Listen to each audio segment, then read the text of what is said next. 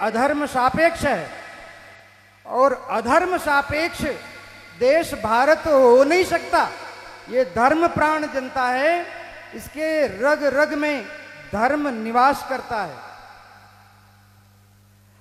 दो तीन घटनाएं अभी इस बीच में बड़ी हृदय को पीड़ा देने वाली हुई। अभी एक अकल के दिवालिये नेता ने तमिलनाडु के कहा कि सनातन धर्म को कोरोना की तरह नष्ट हो जाना चाहिए। भैया, तेरे अगर अकल का दिवाला निकल गया है तो उसके लिए हम क्या कर सकते हैं?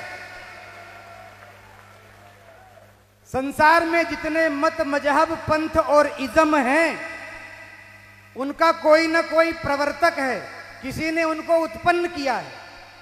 इस्लाम कब से? बोले मोहम्मद से। ईसाईयत कब से? बोले ईसा से। लेकिन सनातन धर्म कब से? नारायणम पद्म भवम वसिष्ठम शक्तिम च तत्पुत्र पराशरम च देवीम सरस्वतीम व्यासम ततो जय मुदीरयेत। व्यासम सुखम गौड़ पदम महांतम गोविंद योगींद्र मथास्य शिष्यम तम त्रोटकम वार्तिक कार्यमन्य अस्मद गुरोह संतत मानतोष्मि। हमारी परंपरा भगवान नारायण से शुरू होती है और नारायण से शुरू होकर के और इन आचार्यों के रूप में आज तक हमारे सामने विद्यमान है। इसका न कोई आदि है, न कोई अंत है, न इसका कोई जनक है, न कोई प्रवर्तक है। ये सनातन है और सनातन को तो इतने लोग आए इस धरती पर, हूण, शक, यवन, मुगल, अंग्रेज, वो नहीं नष्ट कर पाए तो नालायक तू क्या नष्ट करेगा?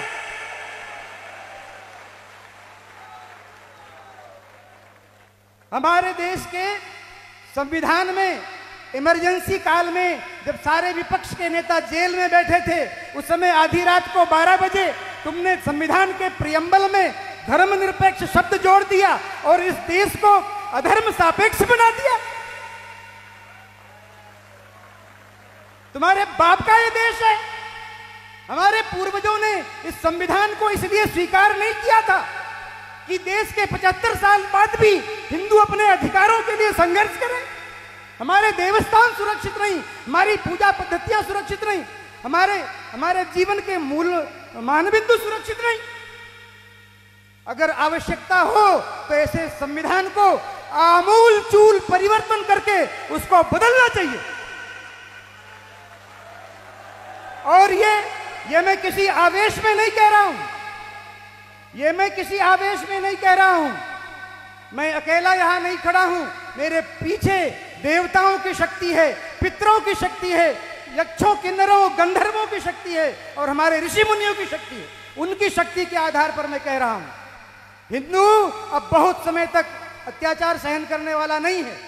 अपने अधिकारों के लिए भैया मिमियाना बंद करो और दिनकर के पदों के साथ स्वर में स्वर मिला करके कि विकराल काल मुंह खोलेगा, फणशेष नाग का डोलेगा, याचना नहीं अब रण होगा और संग्राम महाभीषण होगा।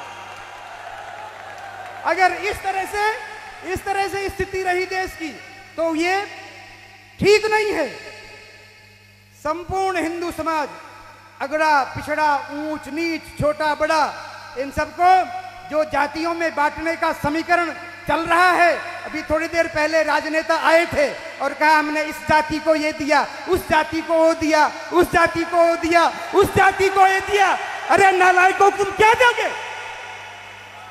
समाज को बांट बांट करके सत्यानाश कर दिया और आज भी समाज को बांटने का प्रयास कर रहे हो।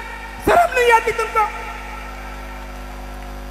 अब हिंदू समाज इस चक्कर में आने वाला नहीं है भैया। सभी लोग एक स्वर में हिंदवा सहोदरा सर्वे न हिंदू पतितो भवे। हिंदू एकमात्र भारत माता की संतान है और वो न कोई ऊंचा है न कोई नीचा है। एक स्वर में सनातन धर्म की रक्षा होनी चाहिए। पार्टियां आएंगी जाएंगी, सरकारें आएंगी जाएंगी, पर ये राष्ट्र रहना चाहिए, ये धर्म सुरक्षित रहना चाहिए।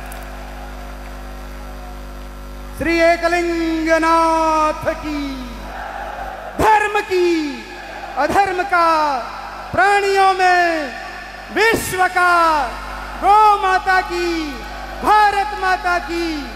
प्रत्येक हिंदू सैनिक हो, प्रत्येक हिंदू सैनिक हो, प्रत्येक हिंदू सनातनी हो, तब इस राष्ट्र की रक्षा होगी। हर हर महादेव। भारत माता की, भारत माता की।